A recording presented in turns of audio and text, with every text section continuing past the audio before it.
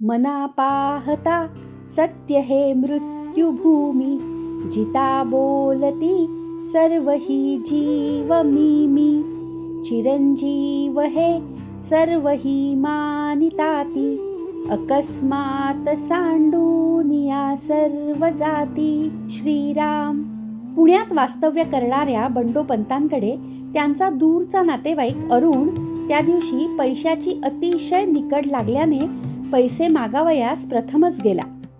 गरज होती फक्त 500 रुपयांची. परंतु बंडोपंत सहज त्याला म्हणाले, पण गहाण काय ठेवणार? त्यावर अरुणनेही खिशामधून 8 दिवसांपूर्वी गंमत म्हणून घेतलेले लॉटरीचे तिकीट त्यांना दिले. त्यांनीही ते घेतले. हा हसत खेळत झालेला प्रकार अंगाशी येईल अशी दोघांनाही कल्पना सुद्धा आली नाही. अरुणने नेलेल्या त्या 500 रुपयांनी साध्य काहीच झाले नाही. उलट बुडत्याचा पाय खोलातच. याप्रमाणे सुरू केलेला धंदाही नुकसानीतच गेला. 10-12 दिवसांनी बंडोपंतांच्या त्या तिकिटाला पहिल्या नंबरचं बक्षीस लागलं. ही बातमी अरुणला समजताच लगेचच बिथरलेल्या मनस्थितीत तो त्यांच्याकडे त्यांचे 500 रुपये परत करून गहाण ठेवलेले तिकीट मिळवायला गेला.